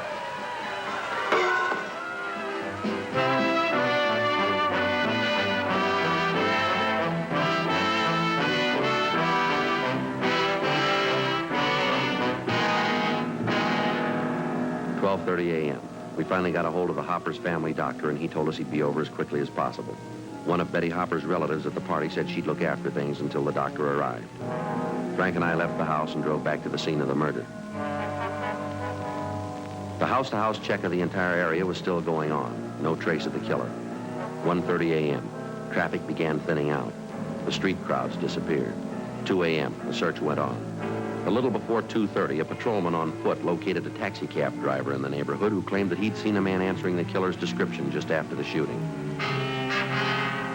Frank and I went down the street to talk to the cab driver. Glad to pass along for whatever it's worth, officers. Happened a minute or two before I picked up my last fare. What time was that, you remember? There's no remembering about it. I got the waybill. 9:48 p.m. I was parked down the street, same old stand, picked up a fare, took him down to North Main to tell her, then I came back here. Cab broke down. I've been waiting for the repair truck ever since. Well, just what was it that happened before you picked up that fare here at 9:48? Is that right? Yeah, 9:48. It was a minute or two before that. I was parked down the street. This guy comes running through the crowd. He was really running, too. Yeah, go ahead. He was almost past me when all of a sudden he turns around and stops and looks at me. I figured he wanted a cab, so I opened the door for him. He said, never mind, or something like that, and tore off down the street. Maybe he was goofed up or something. I don't know. Can you remember what he looked like? Kind of like your build, I guess. Medium. Wore a hat, dark suit. Did you get a look at his face? Yeah, it was about 28, 30, dark complexion. Anything else you remember about him? Nah, not for sure. Didn't look any different from 100 other mooches that hang around this neighborhood. Nothing else you remember about this man that you think might help us, huh? Nah, you got it all, Sergeant. Just that he acted a little queer, that's all. Goofed up, probably. Did you see which way he went when he took off? Yeah, right down the street that way. Lost himself in the crowd. I couldn't be bothered. Uh-huh. Now, how about when he came running down the street toward you? You happen to notice where he came from? Matter of fact, yeah. I was right after I heard those shots. Of course, I didn't know there were shots then. Yeah. Looked to me like he came out of the joint right near where the cop was shot. Which joint is that? This one right here, the, 228 Club.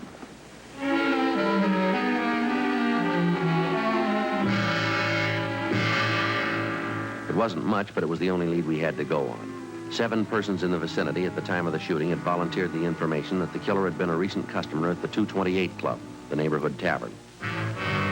The owner and bartender of the club, a Ralph Stevens, had been questioned twice that night by different officers. And he twice denied that there was any possibility that the killer could have been a patron at his bar.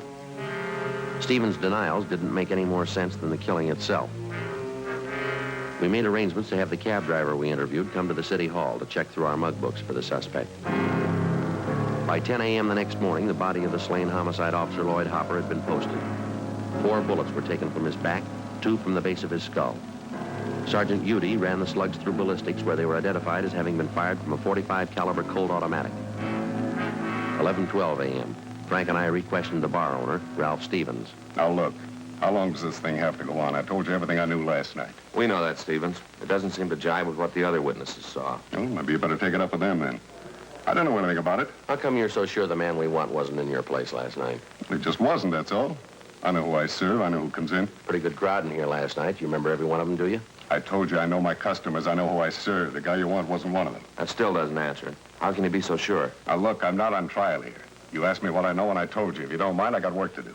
We got some work to do ourselves now. We'd appreciate it if you'd cooperate with us. All right. If you want to know the truth, you're not good for my business here. Cops never are. Coming around asking questions, customers don't like it. It's no good for business. No good at all. Now, look, an officer was killed last night right outside your front door. Half a dozen people say the guy who did it was in here drinking. I run this place. It's mine. I say the man wasn't in here. Still like to know how you're so sure. I'm getting a little tired of this. I don't have an office down at the city hall to lounge around in. I've got work to do. How about leaving, huh? Maybe it's about time you get this straight, mister. This one's about a killing. It happens to be our job to check it out. Now, if you don't want to talk here, we can make it downtown. I hope you don't think you're scaring me. I've owned bars before. I've had it out with cops like you. You're not scaring me a bit. Nobody's trying to scare you. We want a few straight answers, that's all. You mind leaving? I got work to do. I told you that before. All right, suppose you get your coat. We'll talk downtown. Not before I call my lawyer. Go ahead and call him. Where's your coat? Oh, why do we have to have trouble? I haven't got any beefs with you. No trouble, Stevens. We have to get to the bottom of it, that's all. Like to have you cooperate. Maybe the guy was in here last night. Came in a couple of times, that's all. I didn't want it to get out. Bad for business, those things. Can't afford it. Keeps customers away. Then the man was in here last night, huh? I wasn't trying to cover for him. Hardly know him. I just didn't want it to get out. I got a right to protect my business. Who is the man? Harry Talmadge. He's a hophead. If he did it, it probably wasn't his fault. How do you mean that? He was hyped up last night. Uses heroin. He probably didn't mean to shoot. Where do we find him? I wouldn't know if this is right. It's an old address. What is it? Fairview Hotel. Try there.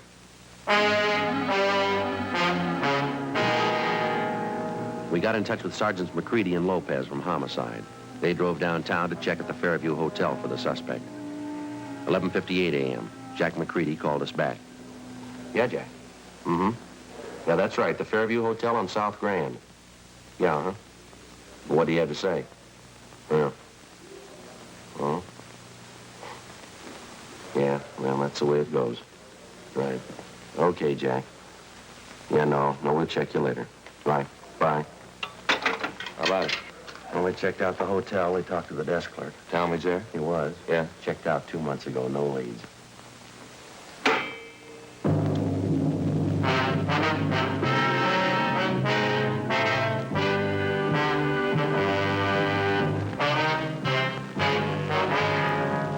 1 p.m., New Year's Day.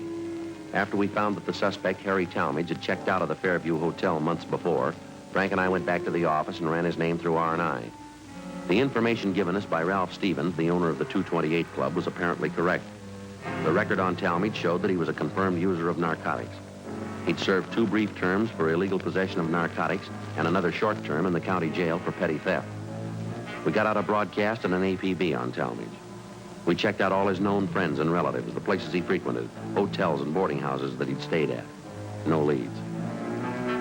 With the help of Lieutenant Bigham in narcotics detail, we finally found the trail most likely to lead us to the suspects, the peddlers who were suspected of supplying Talmadge with narcotics.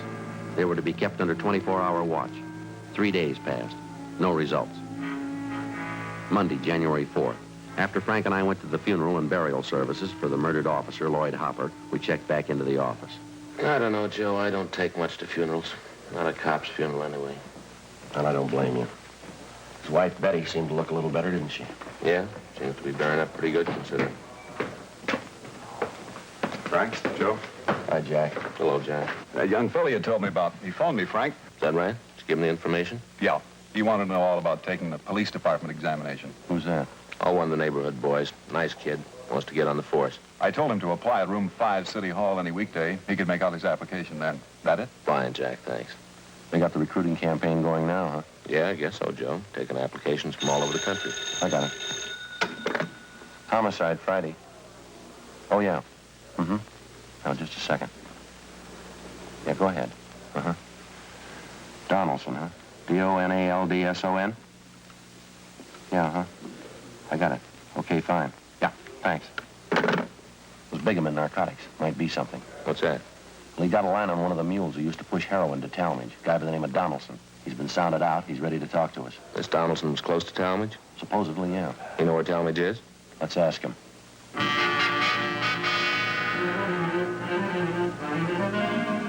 Frank and I left the office and drove to the address on South Alameda where Donaldson, a friend of the murder suspect, was supposed to be staying. It turned out to be a cheap hotel in the Skid Row district. It was next to one of the rescue missions down there. We checked with the desk clerk at the hotel, and he pointed out Donaldson. He was listening to the music of a small mission band coming from outside.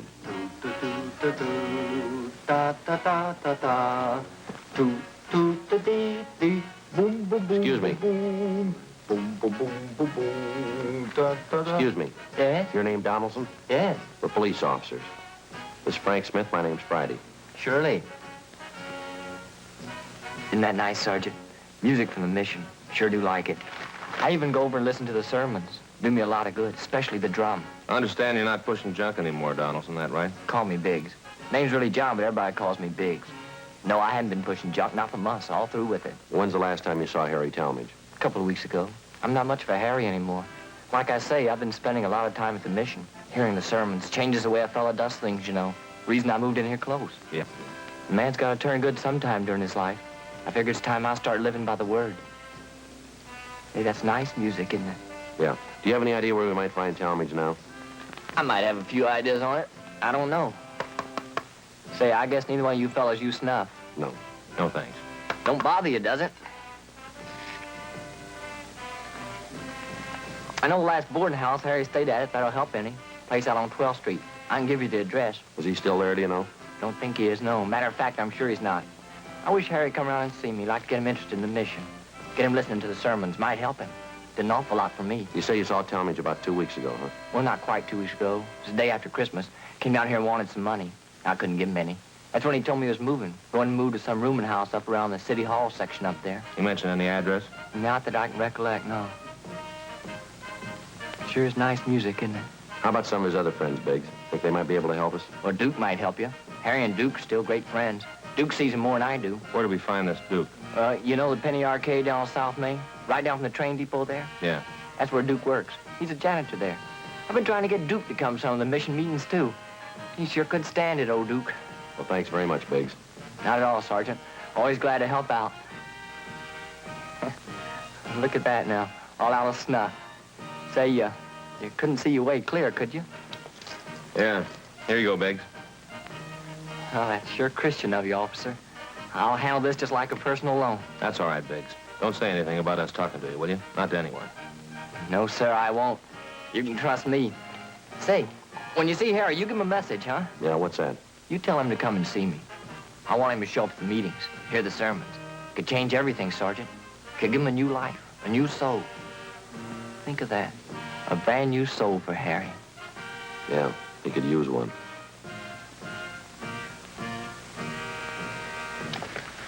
Don, don, don, don, don, don, don, don, don, don, don, don. Boom, boom, boom, boom, boom, boom, boom, boom, boom, boom, boom. 3 p.m. Monday, January 4th. We drove down to the Penny Arcade on South Main. Harry Talmadge's friend Duke wasn't there. The manager of the place gave us his home address, and we left to check it out. Duke wasn't at his home either. We staked out the place for the rest of the afternoon, but he failed to show. At 8:30 that night, officers from Homicide came out to relieve us. Frank and I stopped for dinner, then we went back to the office. 10:05 p.m. You want to grab that, Joe? Got it. Homicide, Friday. Yeah. Oh, he did, huh? When? Uh-huh. Did he say anything? Yeah. All right, wait a minute. Okay, go ahead. 1727. That's west. Right, I got it. Apartment 3. Okay. Right. Okay, right away. Anything? Duke just came home. They talked to him. They get anything? Talmadge's address. Yeah. Duke says he's there now.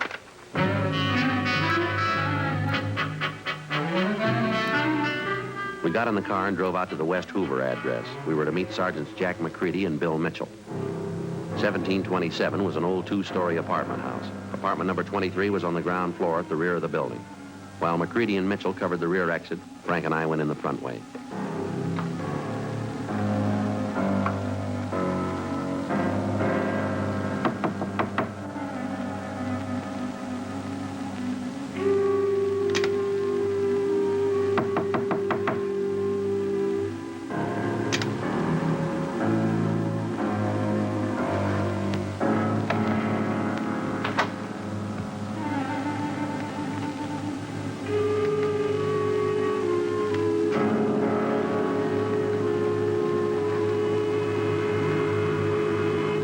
Don't move, cop. I'm gonna kill you. Come on, come on, come on. Come on, get out. Yellow cop, get your hand down.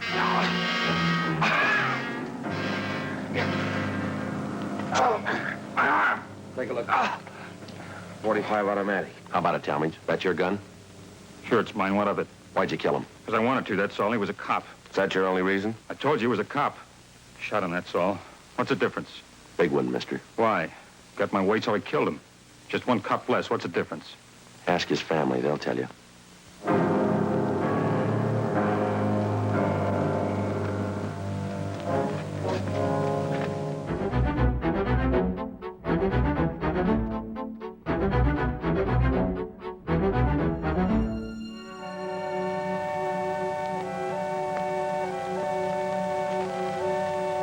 On March 26th, trial was held in Department 92, Superior Court of the State of California, in and for the County of Los Angeles.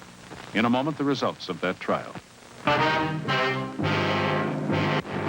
The suspect was tried and convicted of manslaughter, which is punishable by imprisonment in the state penitentiary for a period not to exceed 10 years.